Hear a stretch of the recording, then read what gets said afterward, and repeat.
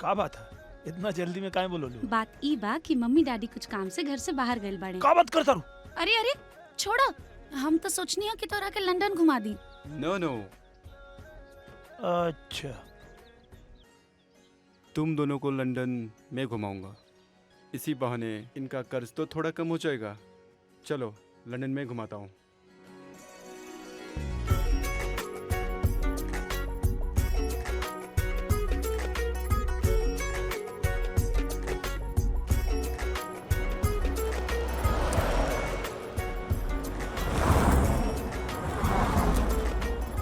देखो सामने रानी महल है और ए रोड से सीधा जाओगे तो आगे थेम्स रिवर है।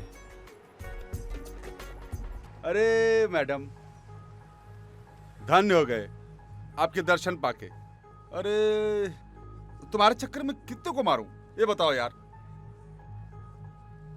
तुम्हारी सगाई जिससे भी हुई हो, शादी मुझसे ही होगी ना। और जो भी बीच में आएगा उन सबको मैं मार दूंगा। मैं किसका बेटा हूँ मालूम है? अपने औकात में रह के बात कर। शादी मेरे साथ ही होगी। शादी तो मुझसे ही होगी। एक मिनट रुको भाई। अभी तक मैं यहाँ पे इनके हिसाब से गाने बना के लाया था। इनकी शादी होने वाली है, अब आप बोल रहे हो आपकी शादी होने वाली है। तो अगर आपकी शादी इनसे होने वाली है तो अभी बता दीजिए, ताकि मैं फिर उस हिसाब से गाने तैयार करूं। हाँ और नहीं तो क्या। आप लोग डिसाइड करो भाई, मेरा गाना वेस्ट हो जाएगा ना। आप लोग बताओ कौन कर रहा है। शादी तो मुझसे ही होगी ना। मैं बोलता हूँ मुझसे ही होगी। अरे बच्चा तू शांत हो जा, शांत। पहले अपनी शकल आईने में देख। शादी मेरे साथ ही होगी, मंगनी हो चुकी है तो मेरे साथ ही शादी होगी। अपने औकात में रह के बात कर, ज्यादा दिमाग मत हटा मेरा। अबे बकवास मत कर, हट बे।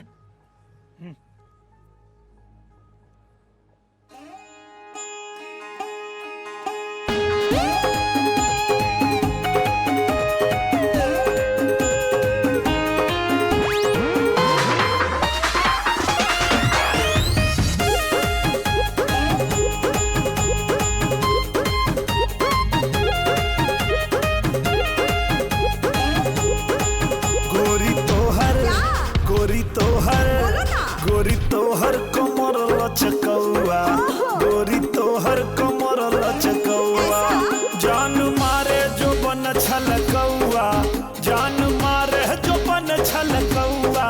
देखी ऐसे कैसे देखी ऐसे कैसे देखी ऐसे सताई न रहुआ, देखी ऐसे सताई न रहुआ।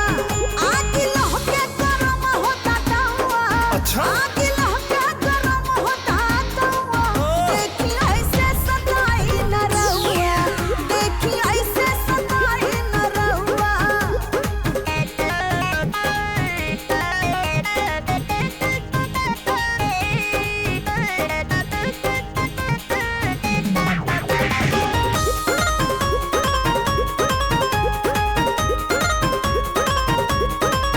देख तोहके ईमान होता ढीला, मनवा हमरा भइल बाटे गेला। देख तोहके ईमान होता ढीला, मनवा हमरा भइल बाटे गेला।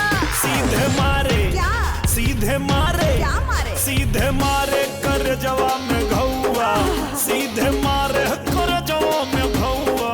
देखी ऐसे सताई न रहुआ, देखी ऐसे सताई न रहुआ। जान मारे जो बन छलकौआ, जान मारे जो बन छलकौआ।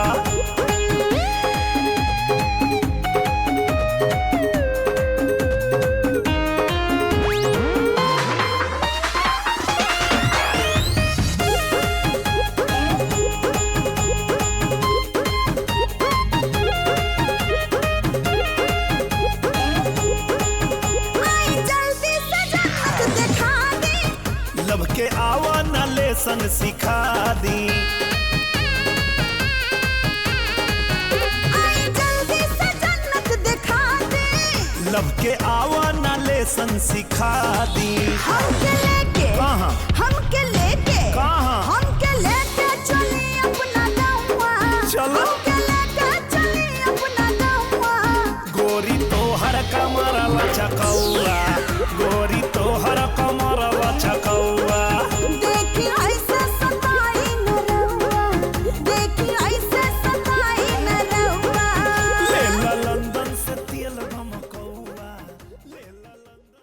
हाँ माई पा लगी। हाँ हम ठीक बानी। हाँ हाँ वो ठीक बाड़ी। हाँ घूमे आइल बानी जा। और छठ पूजा की तैयारी चलता कहाँ? ओ अच्छा कोनो बात ना, तू अपन ध्यान रखा। हाँ चला ठीक बा, चला बाय। का भइल? छठ पूजा आ रहल बा और माई कहत रही है कि ए बार ना कर पाई है। डॉक्टर मना के लिए बा भूखे के।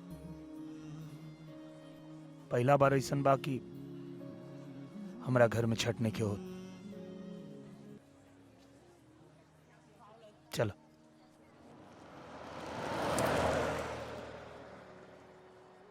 का भाई